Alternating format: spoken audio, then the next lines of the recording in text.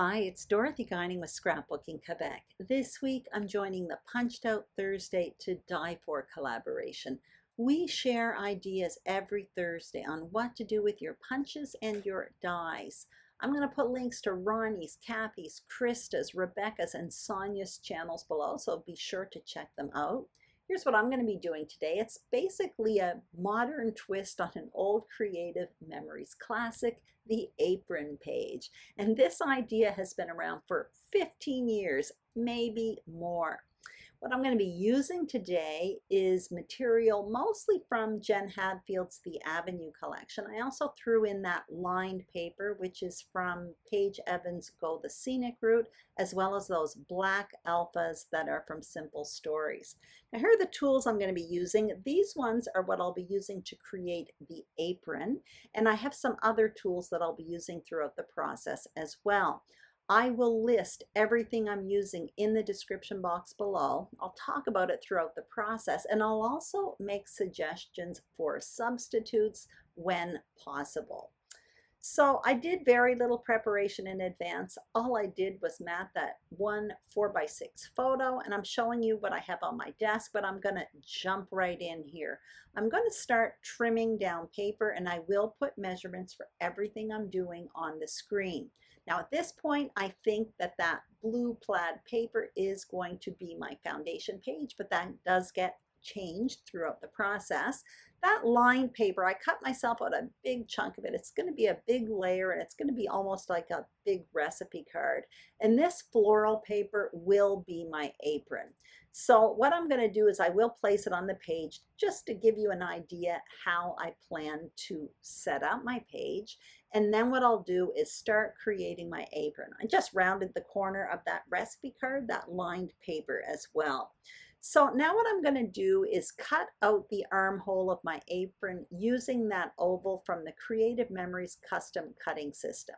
Now before doing this, I make a mark at the top of that paper at 3 3/4 inch in from the left, and then on the right side at 5.5 inches up from the bottom. I use those two marks as a guide to position this oval, and then I'm using the red blade to cut out a scoop from that. And that scoop actually that I cut out is perfect to use as the pocket on the apron. However, you're going to see I use a different one because I want to have a contrast. So I'm going to cut out a scoop, basically a quarter oval, from that blue plaid paper as well, because I have two of them, and one of them at this point I think is going to be my foundation page.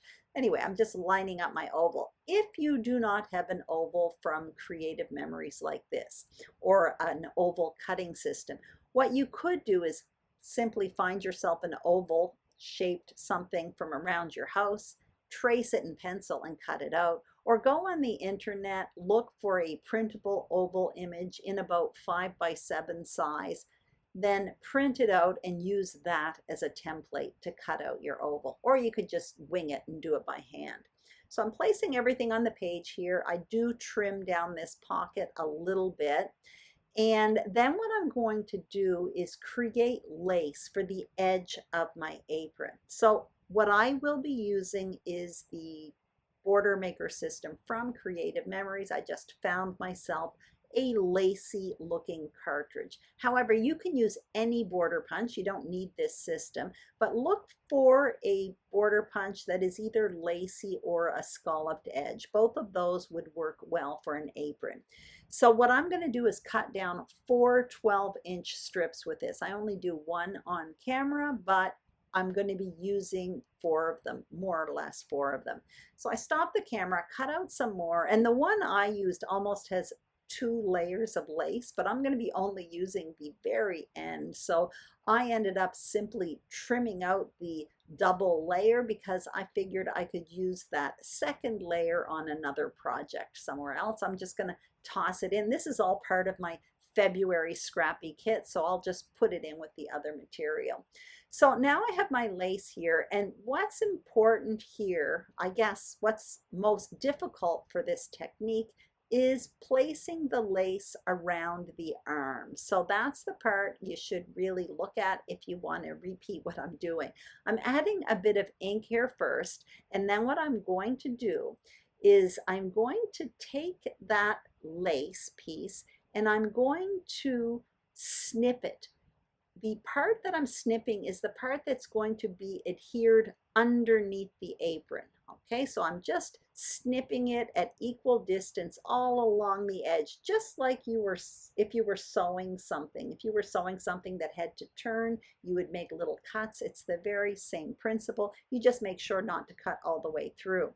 Now what I'm doing is adding a whole bunch of adhesive. So I'm making sure there's adhesive at the very edge on the back of the apron, all along the armhole. So I'm adding a bunch of ink there, and then what I'll do is take that strip of paper and just carefully start adhering it, following the curve of that arm area. Now, what I am using as a guide to keep it equal all around, in my lace cutout, there are 2 little holes in each scalloped bump. I'm using those 2 little holes as a guide to place my lace. So I'm just making sure those 2 holes are at the very edge of the paper all the way around. And by using that as a guide, I had them all at the same distance. So whatever punch you're using, find something to use as a guide and then adhere it. So you can see I've adhered that lace. It has turned the curve and it's nice and flat. So those little snips really do work. For the rest of the apron, it's pretty simple. It's very straight. The only thing I'm doing that's probably noteworthy is I'm making them a little bit longer than the side that I'm adhering it to. That's because at the end, I'm going to want to kind of round off where the 2 lace pieces meet on the corners. So you can see I have it extra long there. Anyway, I'll get to that in a little bit. Right now, I'm going to do the pocket, and it's the very same as the armhole. I'm making little snips along the way. And again, it's the inside of the lace that I'm snipping, the part that's being adhered underneath the pocket. By logic, you would almost think it should be the opposite, because the armhole was kind of like the indentation of the oval, and this is the proper oval, but you still do the snips from behind. So you can see I did it all the way around the pocket as well, and now what I'm doing is just kind of rounding off the corners where the lace meets. So my apron is done. That is the most difficult part of this page. So I'm adhering my pocket there. I didn't add any adhesive to the top because I do plan to add something to the pocket a little bit later on. I forgot to cut out the straps for my apron. So in this floral paper, I'm just cutting down a 1/2 inch strip of paper. It's 12 inches long, and that's long enough for the waist strap as well as the strap that goes around the neck. So I just snipped it. I do add some ink to that a little bit later on, but I'm just putting it to the side right now. What I'm going to do now is cut out a circular element, basically a large scalloped circle with that punch that you see there from Creative Memory. So you start out with a 6-inch square, and then you punch each corner all around. Then you flip the paper around and you do the very same thing, and out pops this really fun scalloped circle. If you do not have a scalloped circle punch, you can use a doily or any circular element. You're going to see I just kind of place it above my photo, kind of underneath the photo, just to kind of add a little bit more emphasis to my photo, I guess, because the apron does have quite an impact on the page. And hey, let's face it, the photo is what's most important here. It's at this point that I flip over that paper and I see the gingham, and all of a sudden I'm thinking, hey, I like that gingham paper there. Maybe I'm going to switch it up. So I stop my camera and then I go find myself another piece of that gingham paper. I also got some black cardstock because typically I work with a solid colored background, but I do like this gingham paper here. So I'm placing that behind. It's really different for me, but I'm thinking, yeah, what the heck, I'm going to go for it. but I don't like my plaid pocket at this point. So I found myself some cardstock, and that's from Simple Stories, one of their Color Vibe collections. This one is the fall collection, and the blue in it was perfect for the florals in that apron. So I cut myself out another quarter oval, and what I'm going to do is quite literally adhere it right on top of that other pocket. I didn't want to have to redo that lace. I did add a bit of ink to it beforehand, and I also cut it a little bit bigger because I knew I could cut it down, but I couldn't expand it if I cut it too small. So I'm happy with that, adding a bit of ink, and then I'm going to, once again, adhere this pocket to my apron. And then what I'm going to have to do is start adhering all of these pieces to the page. So just to review right now, if you don't have the oval custom cutting system, find yourself a template either around your house or on the internet.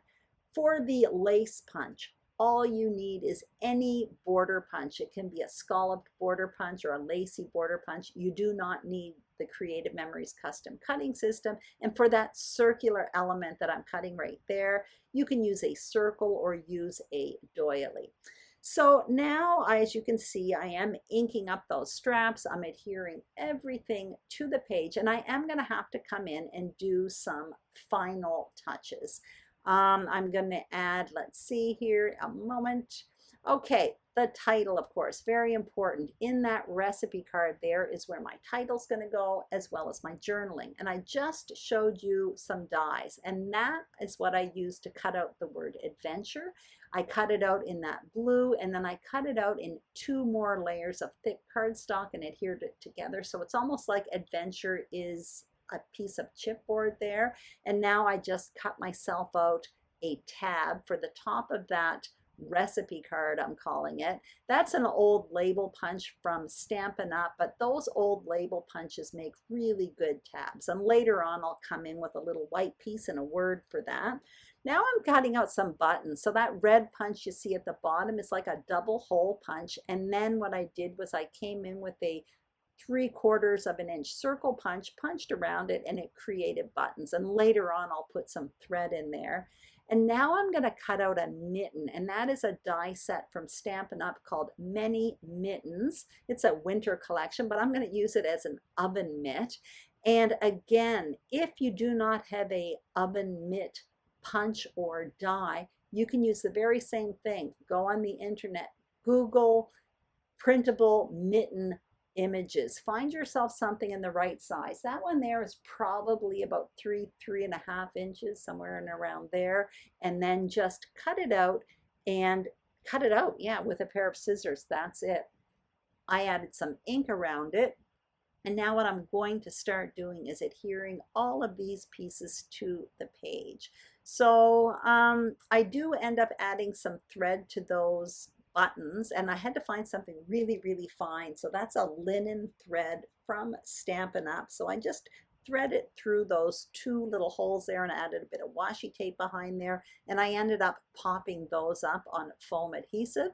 And the thread I used was green, so that kind of matches the mitten, I suppose. That wasn't intentional. I didn't have a whole lot of choice in my color of thin thread like that. I adhered my title. I stopped, continued adhering the title, and now what I'm going to do is adhere the word adventure there. And that I'm using an adhesive called Sticky Specs by Ecstasy Crafts. So you basically place your element on it that is detailed, and it will pick up the adhesive. It's just great for really fine and detailed pieces for adhering. So I'm adhering that to the page. Eventually I will do my journaling underneath the title there on that lined paper. I do want to add something to that tab in the top there. So I'm going to stamp out the word recipe with an old stamp set from Close to My Heart. It's a bunch of kitchen-y words. And I end up smudging it a few times there, but eventually I get it right. And I do want to add something on top of that oven mitt. So you're going to see me punch out some really tiny hearts there.